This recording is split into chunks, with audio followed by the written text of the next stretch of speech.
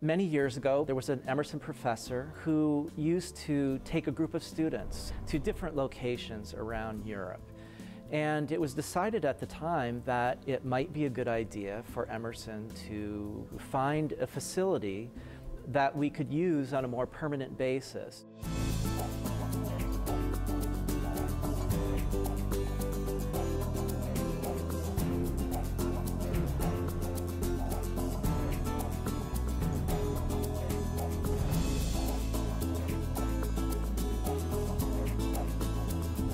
We live in a castle in Well. We live in a 13th century castle, no big deal or anything. Two moats and a bridge and the towers and the archways. Initial reaction is, of course, shock and awe at how gorgeous this place is. I had seen pictures from my friends' trips here. And you can't ever really get it from a picture. How many people can say they actually spent a semester living in a castle in Europe? You don't know until you experience it. The castle currently can accommodate 85 students per term.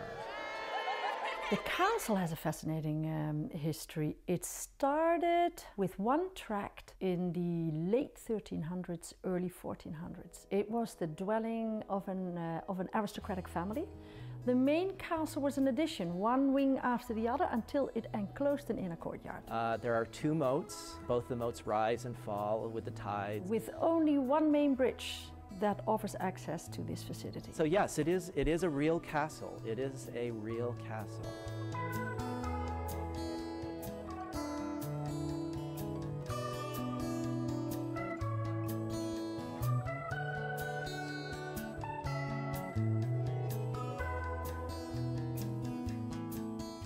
Europe seems to be like a very much more relaxed place, or at least the places I've been to, especially here in the Netherlands. Everyone is just so nice that you run into. They're just like, hello. I noticed that people are not used to saying hello to everybody that meet them, and that's how it goes here. It's not Boston. It's really nice here since we're kind of like disconnected from the States, not having to rely like on a cell phone and texting and all of that. We get around just fine, you know, just communicating with each other.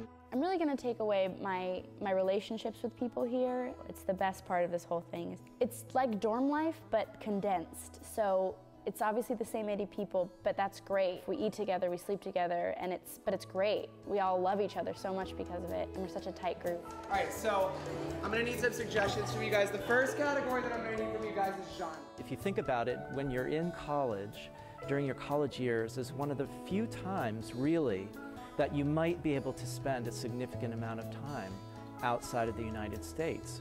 Most students, after they graduate, will be starting careers, will be starting families.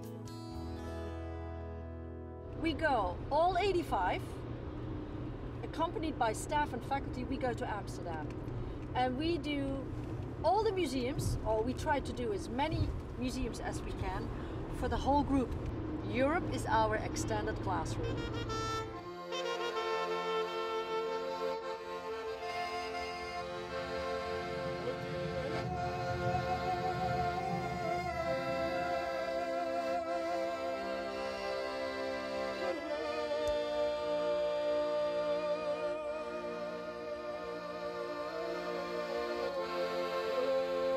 The idea was to offer Emerson College students a general education core focused on the history, the culture, the art of Europe. I love working with young, I would say young adults.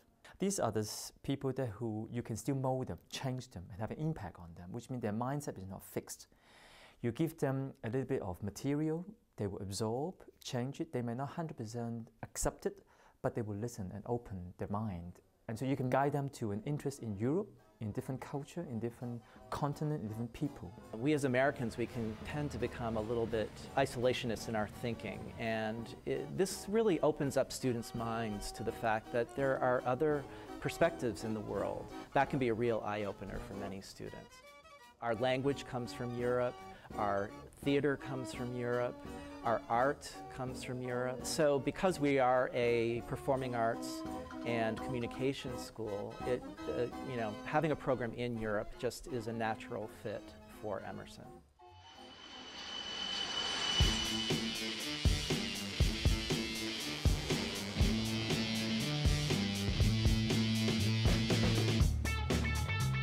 are in the St. Vitus Cathedral of Prague, in the middle of the castle compound.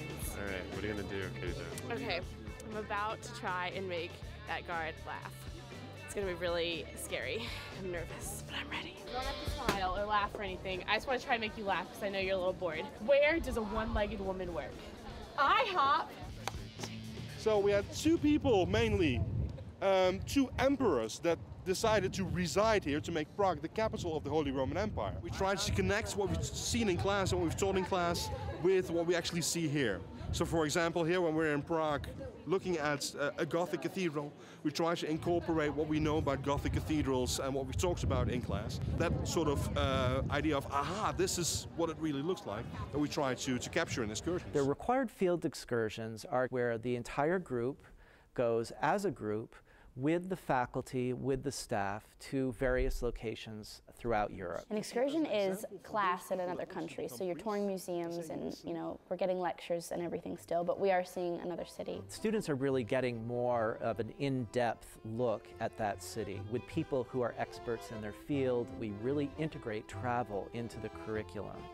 They all get a big portion of history and culture and art during the required academic excursions.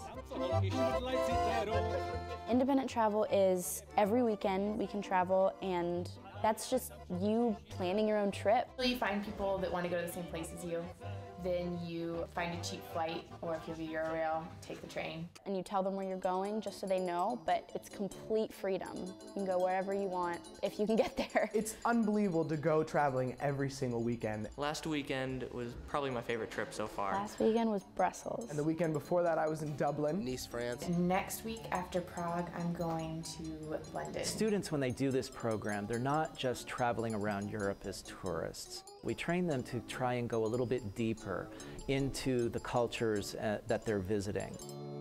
Well, when you get a chance to interact with people that are from different cultures and different values, it's an education in itself that you can't learn in a classroom. All the time we're very happy when the students arrive again. Of course, we're also happy when they leave again, but we're very glad that they come back. I think being here in a place like this is definitely just a big enough step in growing up. Us learning here is making us almost learn faster. And we're learning more real life things as well with our academics. Well, I'm taking 4 classes just like in Boston. The huge difference is they're taught completely in a European format. One of the reasons I liked this program was you didn't necessarily have to fit like a specific major to go.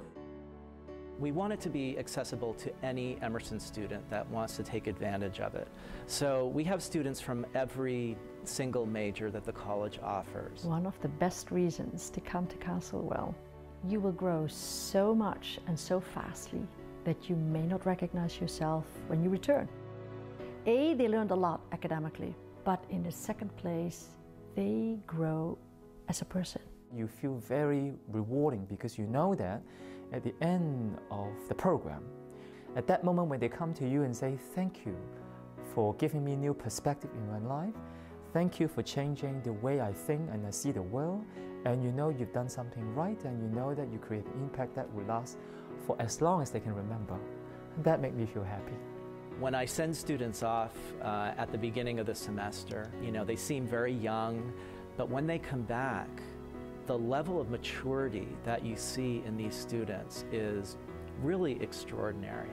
And traveling is hard when you're first starting, but when you get it, you feel really accomplished. Take advantage of the things that they're offering us, because this is a once-in-a-lifetime opportunity. To travel with your friends, to travel, you know, to all these different places. This is an unbelievable experience, and live it up. If you think that I don't have the money, it's worth it. And there are ways to save and there are ways to borrow, but this experience is something that will change your life. Absolutely. Come to the European Center of Emerson College at Kasteel. Thank you very much, ladies and gentlemen. See you next time. I love you. Bye-bye.